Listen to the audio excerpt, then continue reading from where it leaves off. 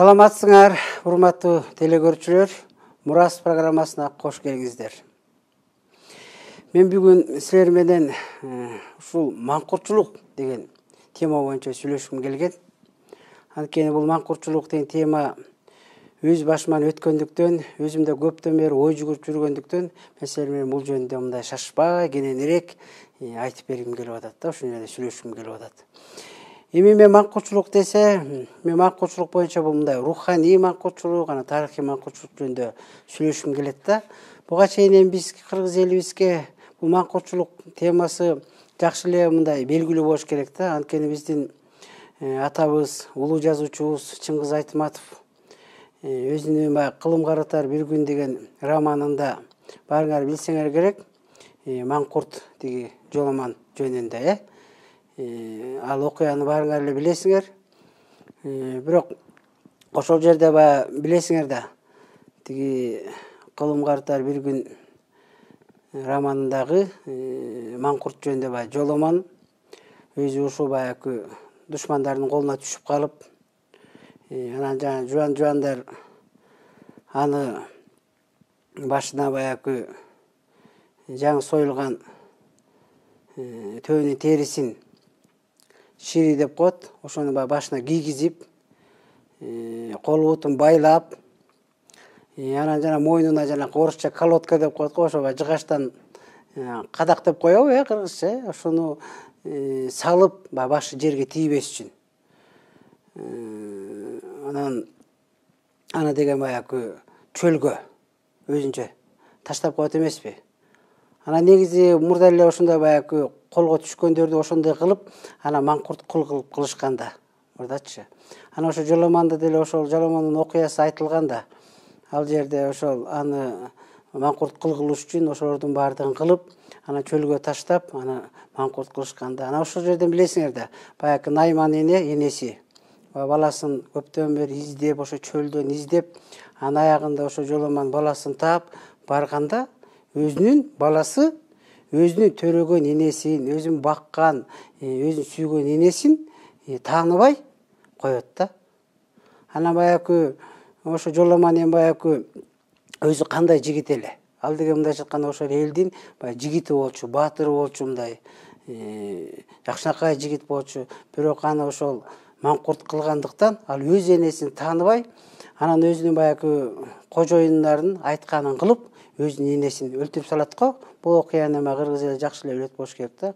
Эми бул баягы мындайча айтканда баягы денелик маңкурчулук болуп атпайбы? Баягы ошол жанакы башына шири кийгизип, жана кылгыр терини башына кийгизгенде, ал баягы чөлгө таштаганда күнгө акырындык менен кургап, анан ал баягы башынан чачы өсүп, териге кирип, анан бул деген өтө мындай кыйын.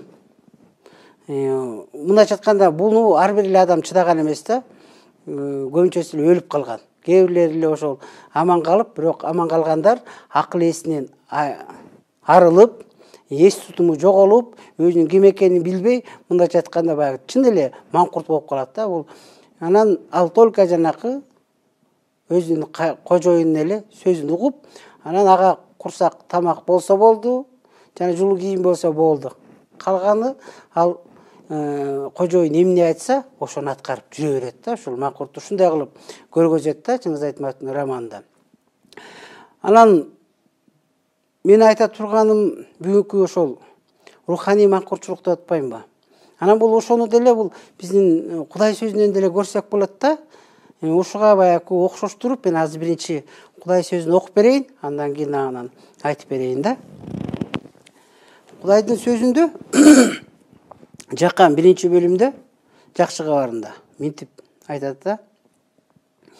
Эң башында сөз бар болгон. Сөз Кудайда болгон, жана сөз Кудай болгон. Сөз эң башында Кудайда болгон, бардыгы ал аркылуу башталган. Эмне башталса да ансыз башталган эмес. Анда өмүр болгон, ал өмүр адамдар үчүн жарык болгон. Жарык караңгыда жаркырап турат. Караңгылык жарыкты каптаган жок. Кудай жибербеген бир адам болгон, анын ысмы Жакан эле. Ал көйлөндүрүү үчүн келген, баары ал аркылуу ишенип калыш үчүн. Ал жарык жөнүндө көйлөндүрүү үчүн келген. Ал жарык эмес болчу, бирок жарык жөнүндө көйлөндүрүү үчүн келген. Бул дүйнөгө келген ар бир адамды жарык кылуучу чыныгы жарык бар эле. Ал бул дүйнөдө болгон, дүйнө ал аркылуу жаралган, бирок бул дүйнө аны тааныган жок. Ал өз элине келди, бирок өз эли аны кабыл алган жок. Ал эми аны кабыл алып, ага ишенгендерге Кудайдын балдары болуу бийлиги берилди. Алар кандан эмес, дененин каалоосу менен эмес, эркектин каалоосу менен эмес, Кудайдан төрөлүштү.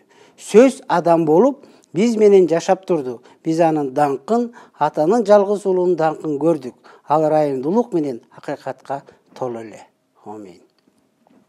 Бул жерден окуган Кудайдын сөзү бул Иса Машаяк жөнүндө айтылат да. Анткени Иса Машаяк бул баягы Кудайдын сөзү боюнча бул баягы Кудай адам кейпинде жерге келгенин айтылат да. Сөз адам болду дейт да. Анан бул жерден азыр эле окубадыкпы? Ал бул дүйнөдөгө болгон, дүйнө ал аркылуу жаралган дейт. Бирок бул дүйнө аны тааныган жок дейт. Ал өз элине келди, бирок өз эли аны кабыл алган жок. Бул эми Израиль эл жөнүндө айтылып атат да. Өзүңөр билесиңер да, эми бул Израиль элинде эле Кудай баягы Ибрайым аркылуу тандап,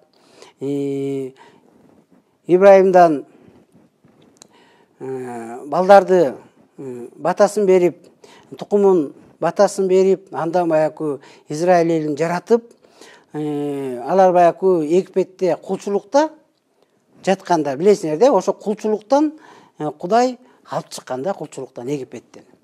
Анан аларды кулчулуктан алып чыгып, аларды ушу чөлдөн, аларды тамактандырып, чөлдөн 40 жыл бою аны багып, анан жакшы баталуу бал менен сүт аккан жерге алып барып, ага жер бөлүп берип, мындайча айтканда баары жактан батасын берип, аларды баягы эл кылып, аларды баягы жөнөкөй эле эл эмес, чын эле баягы күчтүү мамлекет кылып, андан жанакы улуу падышаларды чыгарып, Дөөт, Сулайман сыяктуу падышаларды чыгарып, мындайча айтканда бул дүйнөгө мындай атактуу кылып, аябай баталуу кылып, ушундай эл кылып көтөргөн да.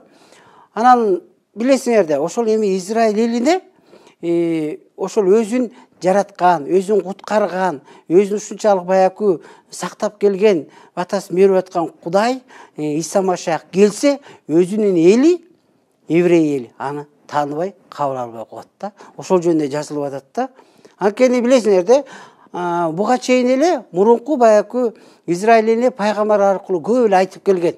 Ушундай куткаруучу келет, Машаяк келет, Кудайыңар келет деп ошонун баары айтылган. Бирок ошончолук баардык айтылса дагы, бирок ушунчалык баягы Израиль эли бир сөз менен айтканда баягы руханий маңкурт болуп калганын көрүп атабыз да. Анткени жанакы азыр эле Чыңгыз Айтматовдо жазылган, романда жазылган Жоломон өзүнүн энесин тааныбай, аны өз колу менен өлтүргөн сыяктуу эле баягы кожоюнун буйругу менен. Бул жерден дагы Израиль эли өзүнүн Кудайын, өзүнүн куткаруучусун Машаякты тааныбай, ага баягы таш бараңга алып, аны жарыдан ыргыткысы келип, ушундай келип аракеттерди кылып, анан аягында ошол убактагы баягы Рим империясынын мыйзамы менен аяк кашкан жыгачка кадарып, мындай кабадылтып, мындайча айтканда өлүмгө тапшырып салышат. Өзүнүн эли.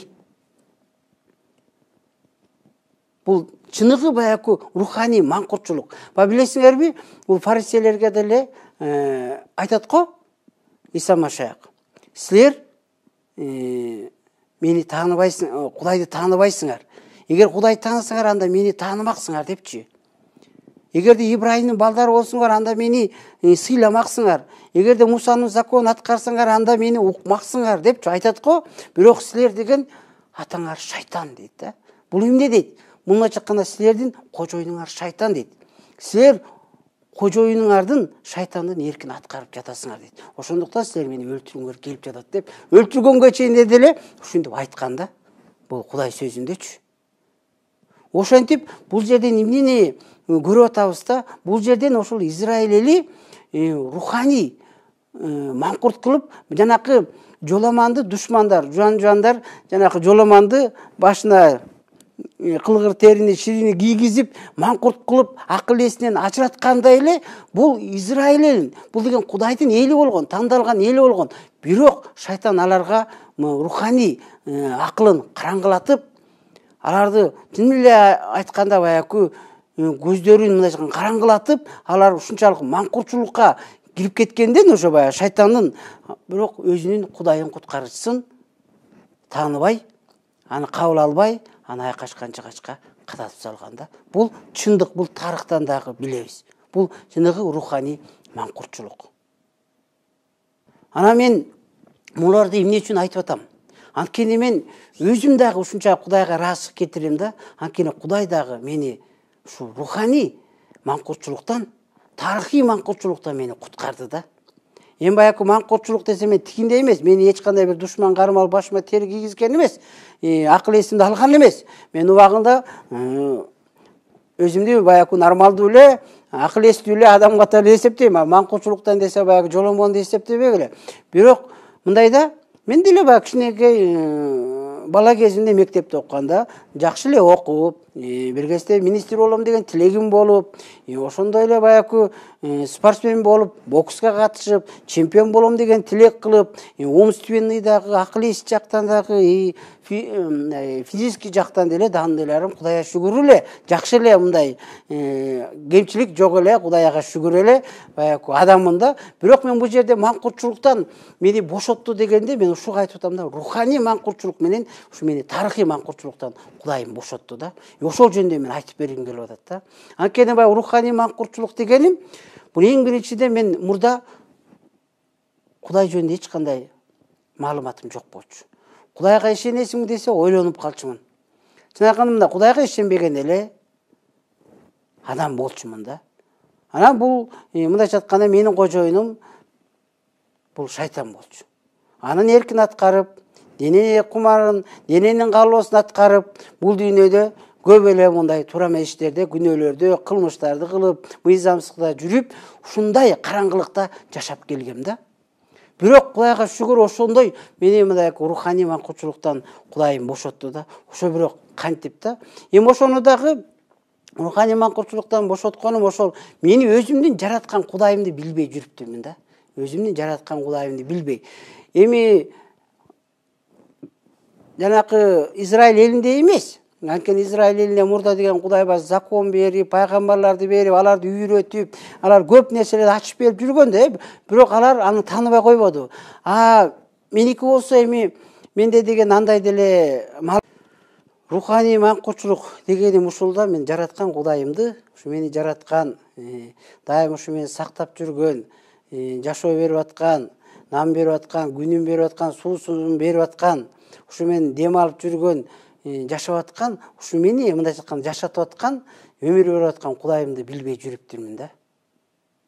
Анан эми бул мен баягы руханий маңкурчулуктан бошондум дегенде мен өзүмдүн акылым менен эмес, өзүмдүн изилдөө менен эмес, Кудайды таба алган жокмун да. Бирок Кудайдын ырайымы менен Кудайым ушу мага жарык берип, акыл берип, бир күнү ушул Кудайдын ырайымы менен бир дос баланын үйүнөн Кудайдын сөзү, Библия, Тора, Забур, Инжил ушу китептер менин колума тийип калды.